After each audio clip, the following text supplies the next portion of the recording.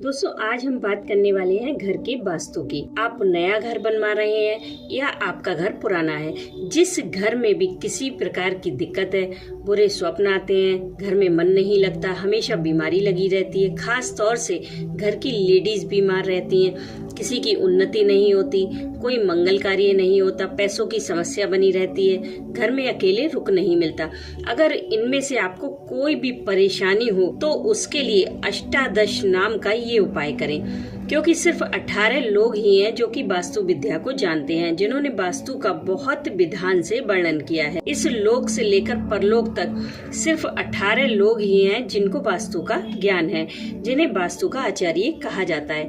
इन 18 नामों को कुमकुम, हल्दी, गोरोचन, चंदन से भोज पत्र पर लिखकर जमीन में पहली ईंट के नीचे दबा दें। जब आप घर की नींव भरवा रहे हो उसी समय आप दबा दें, तो उस घर का वास्तु दोष हमेशा के लिए समाप्त हो जाता है। ये 18 नाम मत्स्य पुराण में भगवान ने राजा मनु को बताए थे। अब ये 18 नाम कौन कौन से हैं, पहले मैं आपको वो बता देती हूँ। ये 18 नाम इस प्रकार हैं: श्री प्रभु जी, श्री अत्रि जी, श्री वशिष्ठ जी, भगवान विश्वकर्मा जी, श्री मैं, देवर्षि नारद जी, श्री नागमजीत, श्री विशालक्ष, देवराज इंद्र, विधाता ब्रह्मा, शिव पुत्र कार्तिकेय जी, श्री नंदीश्वर, महात्मा सोनक, महात्मा गर्ग, वासुदेव भगवान श्री कृष्ण, श्री अनिरुद्ध जी, श्री दैत्य गुरु शुक्राचार्य, श्री देव गुरु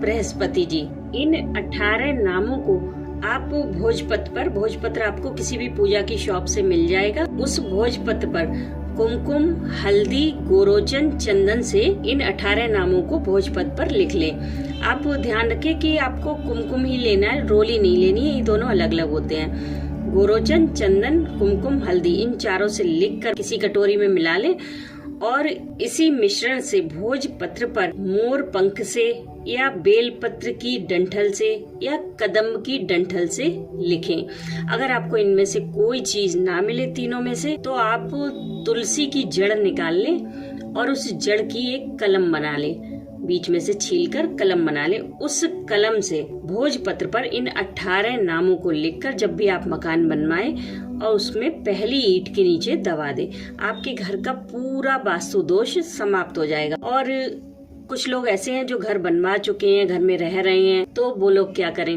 उनके लिए आप अपने घर के मध्य भाग में, बीच के भाग में, या फिर आपको जिस साइड में आपको ज्यादा प्रॉब्लम रहती है, कभी कभी किसी कमरे में ज्यादा प्रॉब्लम होती है, तो आप वहाँ पर, आजकल टाइल्स लगी होती हैं, तो आप कमरे में बीच की टाइल्स को निकाल लें और निकाल करके थोड़ी सी मिट्टी खोद करके भोजपत्र पर आप लिखकर ये 18 नाम वहाँ पर दबा दें और फिर से टाइल्स लगा दें। आपके घर का वास्तु दोष हमेशा के लिए समाप्त हो जाएगा।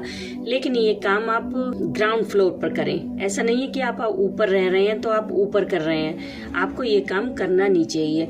लेकिन अगर आप ऊपर रह रहे हैं कहीं पर और नीचे किसी वजह से आप नहीं कर पा रहे हैं, तो आप भोजपत्र पर लिखकर इन नामों को इन्हें फ्रेम करवा लें और उसी कमरे में आप टांग दें जहाँ पर ज्यादा दिक्कत हो, तो आपका वास्तु दोष हमेशा के लिए खत्म हो जाएगा।